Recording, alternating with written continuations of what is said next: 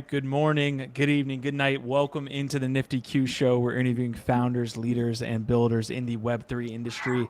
Today, I have the pleasure of sitting with Alex Salnikov, co-founder of Rarible, to discuss the launch of Rarible 2, what the release means for features on the platform, dealing with the bear market as an exchange, RARI token governance, and much more. Alex, how you doing today, my man? I love the shirt. Thank you. This is the cool swag. Every employee from Rarible gets it.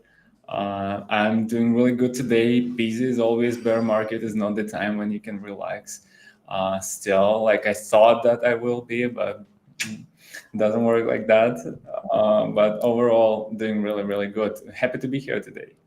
I appreciate it. And I'm happy to have everybody here on chat, watching on YouTube, Twitter, Twitch, wherever. If you're listening on Spotify afterwards, that's awesome too. You can check that out, guys. But Alex, what does that day to day look like for you, man? Like you're saying it's a bear market, you're continuing to work. I love that ethos. What does that day to day look like for the co-founder of a large NFT exchange? Well, I have 11 calls today. I had 10 calls yesterday. So that's pretty much my day to day. I ran one of the teams directly, the development team in Rarible as a project manager. So I wake up to the daily call with them. They're in Europe, so it's pretty early my time. We ran daily, and then after it's a free float, talking to other team members or to the outside people, understanding what's going on in the market. Calls. And what is going on with the market? Give me a little insight from the calls that you've had, because I'm interested in your knowledge, of course. Like you almost look at the market in a different way, being an exchange than maybe just a standard user, right? Like you have a whole nother kind of thing that you have to be accountable for, and you have to approach the market from that business model perspective. So I'm interested in how you think the market's going these days and where it's headed. Market gets smaller, pretty much. We've seen maybe 80% decrease, and everybody is doing the same things. We had maybe like 6 aggregators launched in the last time, and everybody tries to corner all the market. So OpenSea launches Solana, Magic Eden launches Ethereum. So everybody just tries to be all of it for Web3 NFT marketplaces, and you either have your own liquidity or you aggregate. So that's the reality of the market. So OpenSea has liquidity on Ethereum, and they actually had hard times going for liquidity on Solana. Magic Eden has liquidity on Solana, and they have hard times going for liquidity on Ethereum. Coinbase launching aggregator, Magic Eden launching aggregator, we launched aggregator. Pretty much the only innovative thing happening on the market is SudoSwap, and all the rest, it is raced to the bottom in terms of fees, token incentives, and UX. So if you were to take a look at the platforms today, they are all the same. They're exactly the same. Like it's a common greed of marketplace. So that's my view on the market today.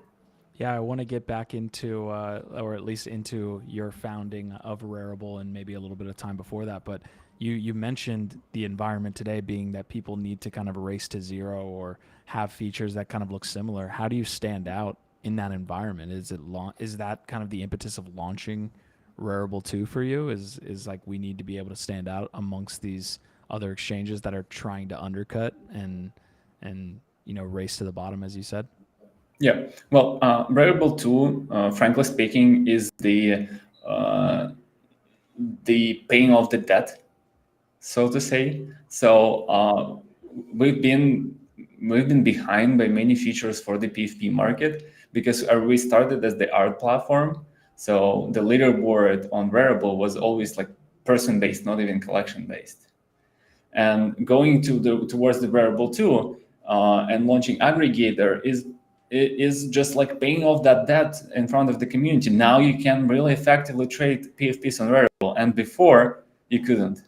So that's a new big chapter for Rarible. And the token part of the release is our differentiation point. It's something that like not many other people have. It is something that like is offensive. Launching aggregator is that. Launching token is offensive. Okay, well, we're going to get into some of that token play as well.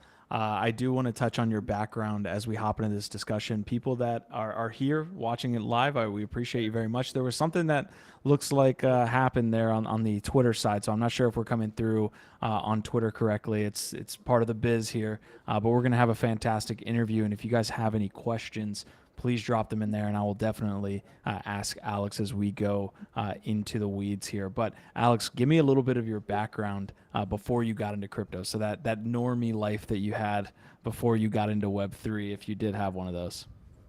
Now, Web3 was my first job, so it's not that I had a lot of background of normie life before. Hold on, how old are you? I'm 28. Oh, okay, okay, all right. So keep going. Sorry. And 10 years out of that, I'm doing crypto.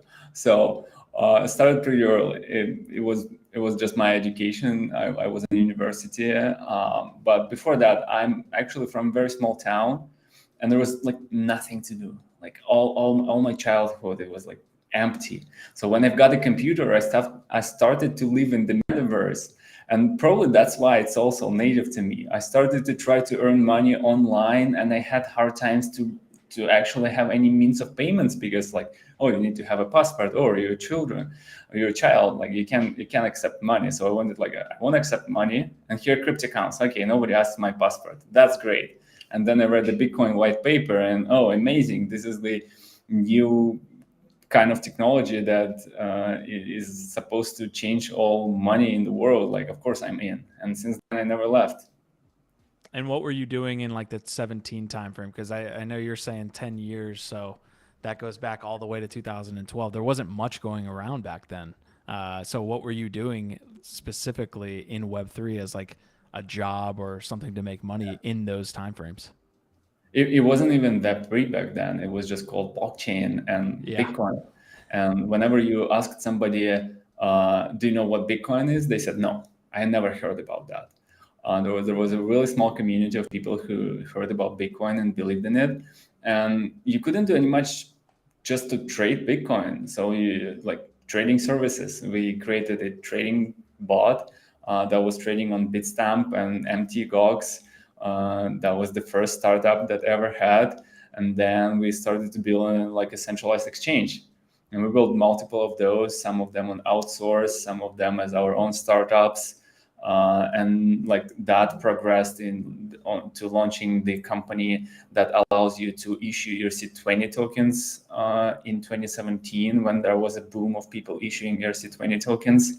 And then Rarible in 2019 that allows you to create NFTs. So 2019, you're talking about Rarible. The ERC20 platform was called what? I might know. No, you probably don't know I it. don't. No, it is the company that we ran with the current co-founder, and it was called DAOnomic. Downomic. Okay, I'll go back and look if I can kind of look at the archives there. But 2019, you started Rarible. Tough to kind of like conceptualize like how small even the NFT marketplace was back then. But how has that changed in liquidity? You mentioned liquidity, and there are certainly a lot more competitors, but it was a super small pie back then, was it not, when you first started Rarible? When we started Rarible, OpenSea was doing $20,000 of monthly volume. What? Yeah, and there was like not many other places. There was Super Rare, but you couldn't create NFTs.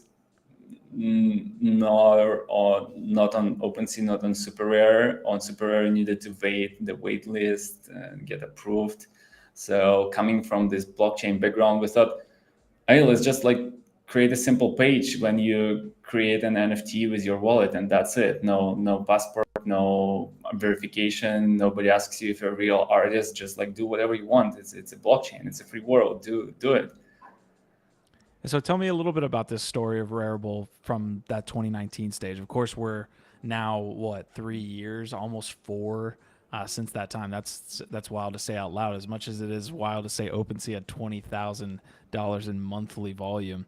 But tell me the story. Kind of give me a TLDR there of like your experiences in those 3.5 years. Started really lean and very simple page, create your NFT and sell it. Very slow first several months, but it was sort of the exponential growth. So the first month it was like, oh, yeah, there is $100 worth of volume. The next month there's like 200. The next month there's like 400. And then maybe 1,000. We started to appear on like here and there on some podcasts to talk about that. Then some of the creators got banned from Super Rare because they weren't the real artists, and they were, what the hell? There is an open platform that doesn't really regulate the artist space. Let's go there. And that's how Rarible got the first market traction and validation. The community of crypto artists that like there was movement of trash art. They created the trash bean based art. They all adopted the platform, and at some point I remember like 7 months after launch we had a crazy months. Somebody went and bought all the early works of Azinachi, and that was like a $30,000 volume. Like, yes, it's a success. Big market validation. And then the innovation happened on the DeFi scene. People started to like Compound launch liquidity mining program. Yep. Mm-hmm. And we've been thinking about the token, and something was missing for a long time. And then this Compound launch, and that was it. That was the aha moment. We launched the liquidity mining program for Rarible as the first like NFT platform that launched the liquidity mining program, and everything just skyrocketed after that. There was like $1 million worth of volume monthly. People got rich, community got rich, the token started to rise. Everyone's crazy, everyone is earning money, everything goes great, and then the growing pains. We need to scale the team. We need to hire people. We've built a DAO, but the DAO is very hard to operate. So there was like, after that went a real like a year or 2 years of grind. How do we do all that in a proper way? Yes, we've got the first success, the market validation, but what comes next? How do we formulate long-term strategy for the company?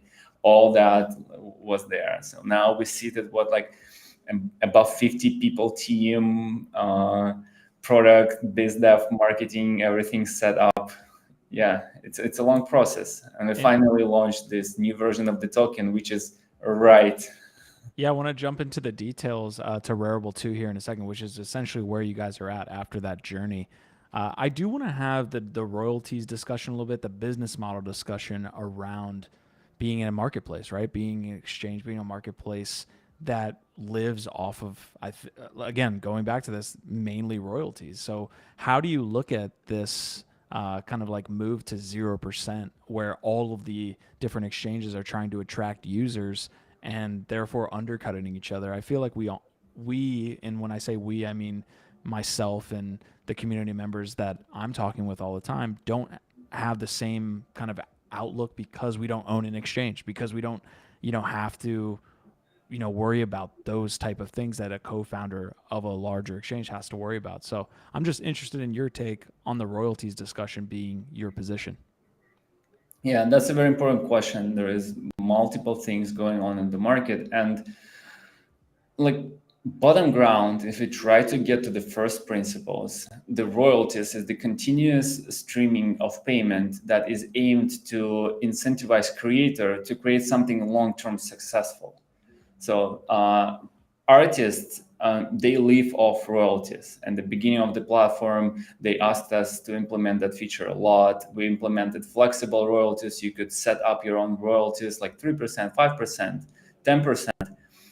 The creator pack even made the NFT with the 100% royalties. So it was like literally didn't make sense to resale at all because all the proceedings went to him. It was like a social experiment of him. So I think it's a fundamental part. You need to incentivize person to do long-term good. So the royalties are there. If there is some of the collections can decide that, oh, we don't want to have royalties. We will find another way to long-term benefit ourselves. We will launch derivatives every month or every year. We will retain some parts, but like there should be this process when something of the value created goes back to the creator. From the exchange perspective, why people are going to this like zero royalties, because royalties cannot be enforced on chain. You can just transfer an item to another wallet and you wouldn't pay royalties on that. And so you can organize an OTC sale of something and don't pay royalties. So some platforms arise that don't pay royalties as a marketplaces. And then you, as the owner of the exchange, like Magic Eden of today, for example, you face this challenge that there is another platform which doesn't pay royalties, which is frankly just like a better way to trade. You don't lose money. There is more velocity. There is more people trading. There are better prices because you don't need to account for royalties when you resell something. And or AMM like Uniswap, they don't do royalties as well. We don't have royalties for ERC20 tokens. So as a platform, you face the challenge like, oh, whether do I go for like an easy route of not paying royalties, or do I stand for the creators and maybe lose something? So far, we've taken the decision that we're keeping the royalties, and that would be really good for the creators. If the whole space would say, okay, royalties was a bad experiment, there needs to be another way to monetize for creators, let's all thresh out royalties, we would do that with the market. But so far, we've taken that position that we respect them. Okay, so let's talk about these features that you're launching with Rarible too, because partly that royalty discussion that we're having has to do with potentially the RARI token, right? You might be able to get RARI rewards for actually paying those royalties, but I'll let you do the talking as far as this latest launch with Rarible too. Tell me about like what led to it first of all, and then kind of the details in that. Yeah, so Rarible 2 is effectively an NFT aggregator with the token incentives. That's as simple as that. We are pretty much all familiar with how NFT aggregator works. So it is, you just don't need to check multiple marketplaces. You come to one of them and you see everything that is on sale on OpenSea, LooksRare, X2Y2, SudoSwap, and Rarible, all in the same place. SudoSwap is the relatively new one. There's not many aggregators that support it. There's basically probably only one aggregator that supports SudoSwap except for us.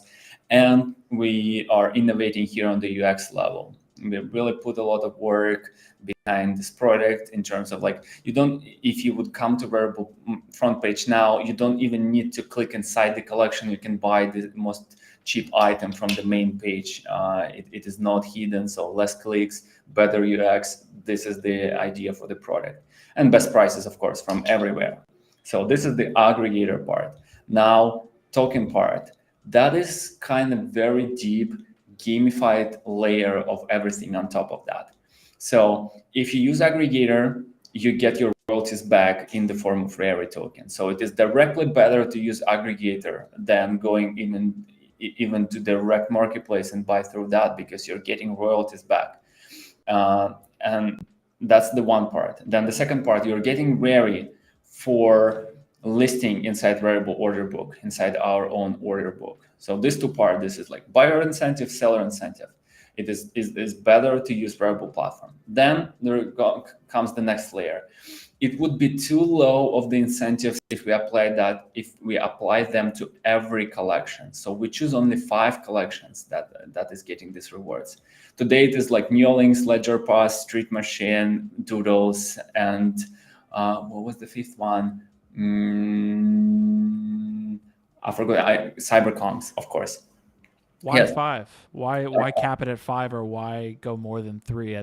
Like, what is it, arbitrary, or it's an arbitrary number? Yeah, just okay. Like the idea is to have it small, but then we don't want to be those who chooses them. So the next 5 are going to be chosen by the token holders, and we want the token holders to make the long-term viable decisions. That's why in order to choose them, you need to lock your tokens. So we introduced the VRARI model. VRARI model, you choose it. So it's a combination, like, you might be familiar with the curve. The curve does the same for like trading ERC20 tokens.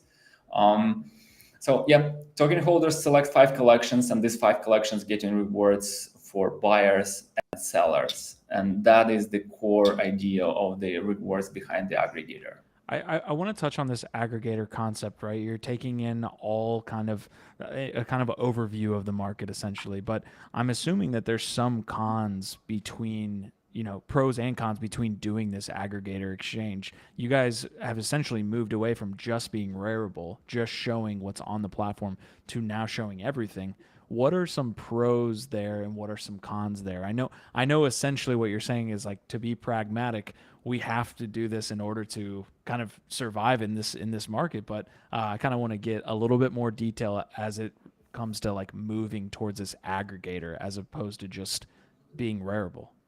It is as simple as that. If you're just Rarible, then every person that comes to the market, they're for sure buying something listed locally, and they're paying the platform fees.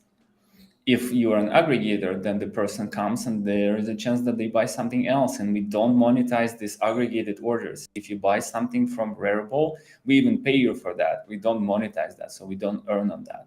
That's the simple trade-off. So the downside of the first case, if you're just Rarible, that the person who came, they might not find something on the platform, they might leave in order to find for a better place. If you're an aggregator, then you have everything. So the person coming to the market for sure finds everything that they need and they stay. That's the trade-off. That's the balance. Okay. Let's talk a little bit about the DAO governance here. Your RARI token is, of course, something that you guys have been innovating on for a long time. This is a relaunch, and this is kind of, or maybe I'm using the wrong terminology there. Just kind of set me straight on what this means for the RARI token going forward and how it's used in this environment. Yeah. So it's just a lot of learning. We launched the first program, when liquidity mining program. We've paid people for buying and selling on the marketplace. This is great, although it is like one-sided, straight inflation, very much prone to try to game it. No value capture, and no real governance. So that was the big learnings, and we fixed all of them. We created independent governance. There is a foundation that is governed directly by token holders. It is on chain. There is no multi-sig owners, no multi-sig keys. Anybody can make a proposal. If people vote on that, that's great. There is a lock-in mechanic, so it's a long-term oriented governance. People vote for proposals with their lock tokens, so they're incentivized to think about it from the good perspective.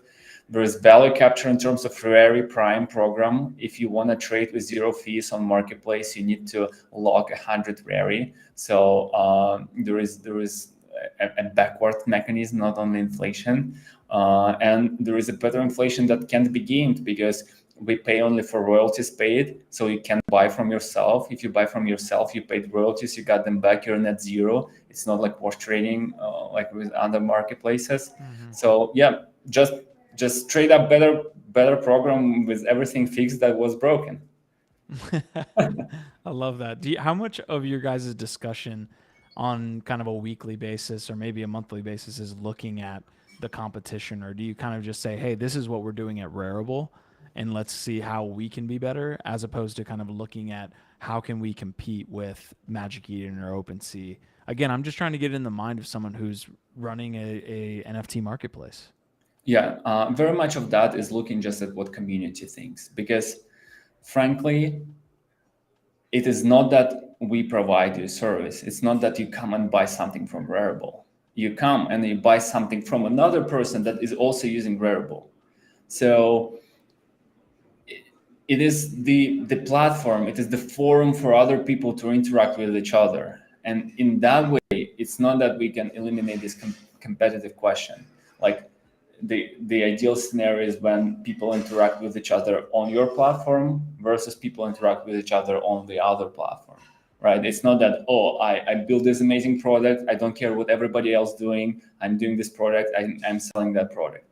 We want to give the community what they want, so they utilize the platform to interact with each other. So that's how it works. That's a fair way to put it. What features? Actually, I guess I should start with this question: how big is your community here that you're mentioning today, and kind of that active community? I guess, breakout between people who maybe are just visiting Rarible once to the people who are your hardcore users? Yeah. So there is, it changes a lot with this market cycles. It goes up to like, oh, there was like 3 million visitors on the website in a month to there was like 500,000 visitors in a month. So currently it's a bear market. We see it more like at 500,000 visitors a month. Out of them, maybe like 10,000 are active buyer and seller, a community that transacting on like a weekly basis and monthly basis, making returning transactions. Many of the people just use the platform to mint. There's like maybe 20% of everybody who ever connected the wallet, they went directly to mint. There is like 100,000 people on our Discord, something like that, and like 500,000 people are on Twitter. So there is like various estimation, but you can grasp it somehow out of all these numbers. I want to go into this VRARI again and touch on the actual detail, kind of break that out for us. So essentially, you can go and have this RARI token now and actually stake the RARI token for is it for VRARI, and therefore then that's the voting token? How does this work? So you lock your RARI. We avoid the term staking because they usually, when you say staking, people expect some monetary rewards. There's no monetary rewards. It's purely mechanism to lock your RARI so you can signal that you're long-term committed and that you should be trusted from the governance perspective. So you go to the website, Rarible Foundation, you choose amount of tokens that you want to lock. You choose the period from 1 month to 2 years. And the longer you lock them, the more VRARI you get. And VRARI, it's a non-transferable token. It's a representation of your voting power. Okay, and as far as the fees are concerned, you can also use the token to actually be able to not pay fees on the platform. Yeah, Okay. that's What the other consumptive use case. what other features have you guys launched here with Rarible 2, or things that we haven't talked about uh, there that you'd like to kind of get out? Yeah, we talk pretty much like we try to keep it simple. So it's an aggregator, right? You can buy everything, and there is a token rewards behind it to make it more cool and more like useful to use it. You don't need 10 features; you need one that works. Do you feel like you have that understanding because of what you guys went through with launching the marketplace and maybe overcomplicating something? Does that come from your like previous experience with the actual marketplace itself? We launched a lot of things over the bull run. That's the experimentation phase. When you launch all of it, we launched Messenger. We launched 6 different layer ones, like Solana, Tezos, Flow, Immutable now. We launched a lot of things, yes. And now we are better at just understanding what people need and prioritizing that. And the reality is people need to trade things on Ethereum with a high liquidity. That is the answer for all that. Is that is the answer you came to? So take me through this interoperability piece here, because being able to add a chain like Flow makes sense. You know, if you say it out loud, we're like, we offer Flow, but you're saying that that actually didn't work as far as like a user retention or a liquidity standpoint. Not many people came. Yeah, not many people, not much activity on other chains, like 90% of the activity, not 90, 80% of the activity is on Ethereum, 20% is on Solana. That's the bottom line. So are you looking to add other chains at this point, or you've completely kind of moved away from that line of thinking? We have a great infrastructure for adding that. So the big long-term strategy of Rarible is creating community marketplaces. If you want to have your own marketplaces, you can come to Rarible and we would help you launch your own marketplace on top of that infrastructure that is decentralized and that is controlled by the token. That's the overall architecture of our products. And for that specifically, adding other chains is very handy because multiple people come and they say, okay, we're a Web2 company. We have a community that doesn't understand Ethereum, so we want to be on that chain. They say, okay, yeah, that's good. What are some other things like those details that maybe a traditional user or just like a person in Web3 wouldn't know that you've gained through your experience running Rarible? Like what that seems like a really great insight, right? Like the exchanges or marketplaces didn't see any retention based on adding chains. Whereas on our side, we're like, oh, they're adding another chain. That seems like it'd be a net positive, you know, like that they're building out their platform. You're saying that's not what we really saw on our end. So, what are some other tidbits of information just that you've gained over this past couple of years? Prioritization, focus are very important. So like choosing something that works sometimes is like oftentimes is much better than doing something new. It's a very important learning. The launching token is great. So that's what we learned, and I think that's not maybe in use for anybody here, but you also can do it in the wrong way. So there is multiple ways to make it wrong. And I think if we were to launch it again, we would do it differently, and that would be much better than currently. Yeah. And how would you do that differently then? Like, what would you come out the gate with? Is it because of the bots or because of the way that the supply was kind of set up? Is that the things that you would do differently? Yeah, we weren't really prepared for the governance. So there was a lot of initial momentum in the DAO, like, oh, we want to do that and we want to do this and we want to do this. But there wasn't really an effective way to channel all that power into actually creating something. While there was a lot of activity, a lot of engagement, it pretty much started to decay when people understood. So just like opening the platform up, making it open source, building the teams that can end on top before launching the token and implementing governance is important. Value capture and bots are two other parts that were super important. Hmm. What other sectors interest you outside of like maybe PFPs, for example? Like you guys started as you said art and primarily like a creator-based platform. You want to continue that, but what are the sectors that interest you in NFTs today? Funnily enough, there's just no sectors, right? There is art and there is PFP, and this is the only two things that's working today. And art is much smaller than PFP, and all the other things are just like experiments. We have music NFTs. There is not much activity yet picked up. People launching experiments, seeing if it will work or not, but no much traction. Gaming, right? Interesting that is going on there. Uh, I'm interested in PFPs because I understand the consumer value from that. Like I bought a doodle. That's the most expensive thing that I ever bought in my life because I just like want to have it as a Yeah. consumer. That's cool, and because I live in. So I have this thesis that take your iPhone, go to settings, go to screen time, you'll see a number that you spend a number of hours that you daily spend online, and that would be like 5, 6. That's 6 hours a day for me, just in my phone, not counting computer. So and then there is a breakdown of where do you spend them, and you spend them in socials, in work online, doing Zoom, in games. Many people spend time in games. You spend them online watching TVs and movies, and then like some miscellaneous stuff. And that is the composition of the metaverse. So like people talk about, oh, metaverse is coming. We already live in it. We already live in the metaverse. We spend all this time online, and this time is specifically spent on social networks, doing work, and doing TV shows. That's like three top consumer spend hours online. So we have PFPs that take in the we have PFPs that occupy the social part. Now you have an NFT on your avatar, and that's how you bring NFTs into the social metaverse.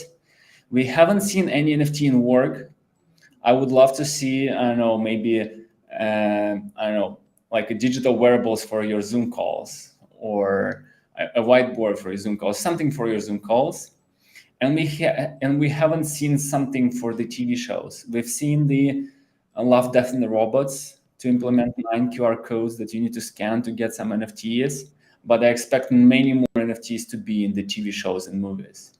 So that's the framework of how I think about stuff.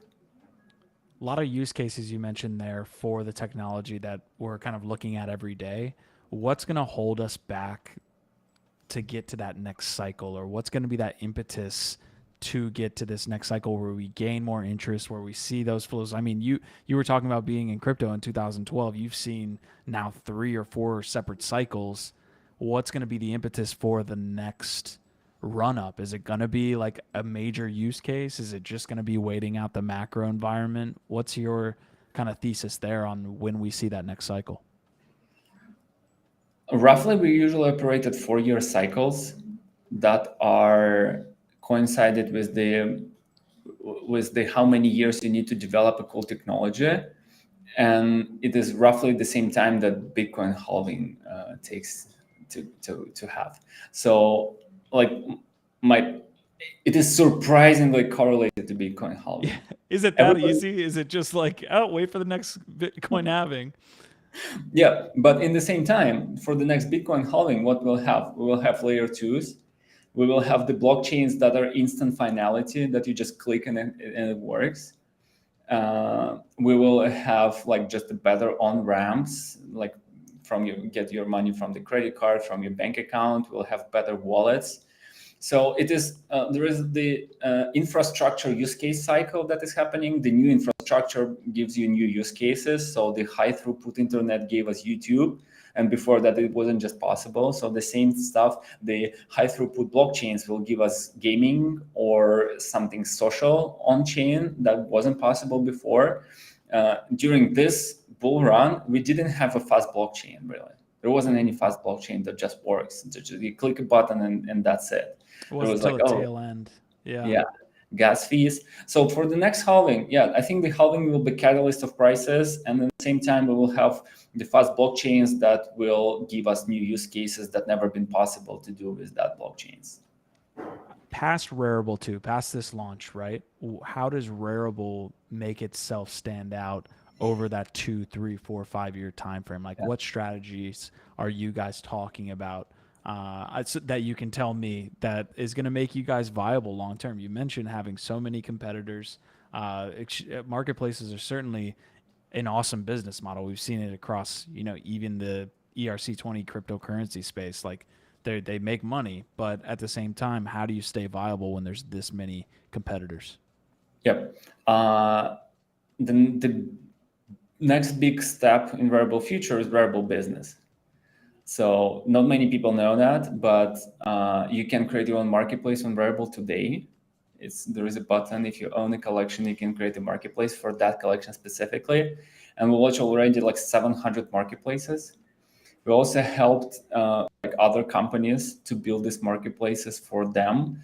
And we launched like 10 white glove marketplaces when we just like help people to build it. The crown jewel that is Pixel Vault marketplace, they have like 30 collections. ERC 1155, ERC 721. It's really hard for them to operate on another marketplace. They want to have their own. So this is the big step in Rarible future, like Shopify model. But in the same time, on Shopify, there is no shared inventory between marketplaces. By adding this Web3 native decentralized protocol governed by the community that is super resilient, we are able to share some inventory between these marketplaces. So these marketplaces are not just like, this is my marketplace, but they all collectively make each other more strong. So for example, it is why you create a marketplace on Rarible protocol, because there is Rarible on the same protocol, and everything that you put on sale will be listed on Rarible as well. So the shared backbone is the ultimate strength between the multiple marketplaces strategy of Rarible over the next several years. What's been the hardest thing for you as a team member of Rarible to convince a user to hop off of XYZ? You know what I mean? Coinbase now NFT, or OpenSea, or X2Y2. What's been the hardest kind of sell in order to get them into your ecosystem, to have them be a community member? Yeah, it is just liquidity. So it is. Yeah. You don't care. You care about putting something on sale and it sells for the higher price. That's it. Like, it's beautiful, but among those beautiful that sells and ugly that beautiful that doesn't sell and ugly that sells, you're choosing ugly that sells. Okay. Yeah, It's as simple as that. I don't think we need to pontificate a reason why someone doesn't come to one exchange over another. But the DAO discussion's interesting. I don't feel like, for example, OpenSea is doing a DAO. They're not doing this stuff. It's just like not in their business model, or it's not in their ethos. But what is the DAO doing now that you can point to, saying, like, other than the top five that you did mention, where they are picking the collections that are getting the rewards, what are some other things that the DAO is doing Yeah. to do So that? the token is the innovation of Web3 that allows you to coordinate people. You can coordinate certain behavior from happening, not from happening, but to happen. You coordinate them to happen. And what token does, it pretty simply coordinates people to use Rarible for their own benefit. So the more people use Rarible, the more like big Rarible becomes, and then liquidity self-perpetuates itself. But at the same time, you're getting rewards for being the first mover. So it's a coordination mechanism, and that's why it's so powerful. It would be very hard to bootstrap something like LuxRarex to Y2 without the token, because there's like no first mover advantage for the people. Like, who would be the first people who come to your platform? There's no other people. So you can use the rewards to coordinate that behavior, and that is the first mandate of the DAO. And the second mandate of the DAO is to make sure that the protocol is super resilient. Like, it's no wonder again, like, why decentralized? Because decentralization provides guarantees for people who build on top of that. So why you want the protocol to be decentralized versus just like having a closed API the same way OpenSea does? Because if I'm a company that I build on top of OpenSea API, I'm afraid that sometimes that might not work and I will not have any other choice. While on the decentralized protocol, decentralized API, I know that, if something goes wrong, I can spin up my own node. And I know that the smart contract wouldn't be changed by just like it will go through the governance process. So it gives you guarantees. So that's the second big mandate of the DAO, to give guarantees to people that are building on top of the protocol.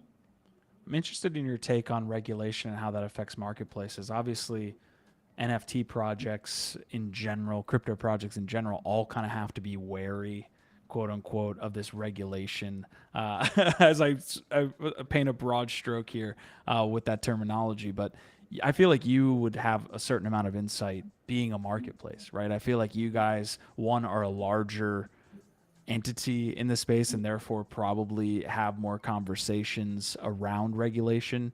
Certainly people are coming onto that platform to buy and sell. So how do you guys look at regulation, and has that shifted, either more recently or since 2019? Just Yeah. kind of a general overview on your take on regulation. Very interesting question. I come from like a low regulated country, so to say, into a high regulated country like US. And I find many regulations to actually make sense and create a more trustful environment. So when we were choosing where do we like domicile the business, we chose US because it gives more guarantees for investors that just want to work with us.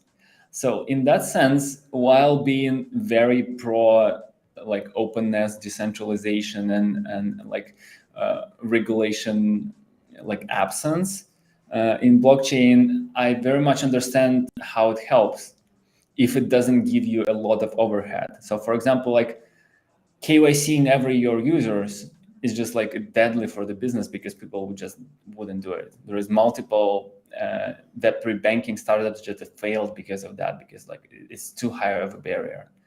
While like asking people to give certain like disclosures, like if your DAO needs to be decentralized enough to be safe from the regulatory environment. I understand that, because if your DAO decentralized, it is much more like it gives more guarantees to the token holders if it's not decentralized. Mm-hmm. So I kind of sit in between, and I like agnostic. Okay, regulation, okay, it helps. No regulation, okay, it's easier. So. Yeah, no, great takes there. I do want to give one last shout out here to the chat before we end the episode here in about 5 minutes. If you do have questions for Alex, definitely drop them now. I'll definitely be be asking him as we round out the episode here. Alex, anything we didn't touch on as far as Rarible is concerned that you want to hit on before we end? I think we covered most of that. Let's hear the chat. Would love that. Would love that. All right. So I'll ask one last question here. As far as the NFT market is concerned, are there any projects that you're looking at right now that specifically interest you? I know you said Doodles. Great project, by the way. I own Doodles as well. I think what they're doing for their brand is been phenomenal, and I like the direction they're headed. Any other projects in the NFT space that interest you a lot? Neolings, shout out to Neolings. They're cool. They share the same like aesthetic beauty as Doodles for me. So I'm a big fan. We've chosen one of them to be the rewards collection. We just love them. They are great, and I'm mostly interested on the infrastructure part. So like projects that will allow other NFT projects to be found. So that is to be founded. That's where I think interesting stuff going, because we launched a lot of experiments during bull market. I mean, we collectively as the NFT market, there's like 10,000 collections. And now we're waiting for which of them will be successful and which of them will be not. And the next generation of technology will allow us to create new use cases. And I'm really curious about what these new use cases will be. Love it. Biggest assumption from that 2017 timeframe, or maybe even when you first started Rarible, biggest assumption you had that was proven false? Like maybe you thought that the market was going to go in this direction, or something that just really, really surprised you from the industry. I would love to get your take, having been in the space for so long. When we started scaling, we had this idea and assumption that the NFT will reach mainstream through custodian wallets, credit card payments, and simpler interfaces made in dollars. That was our assumption. That okay, we played a little bit in this degen environment with difficult words and difficult wallets and all that stuff, and then the mainstream wants something more simple. And then even before we were able to implement all that, in just 1 or 2 months, everybody learned how to use MetaMask from their friends, how to top them up from Coinbase, and how to degen ape into like some cool new product, and then farm it on SudoSwap. So like it went like super fast. That was the big learning that surprised me. So the barrier of entry that we thought existed is not as high as maybe we kind of assumed.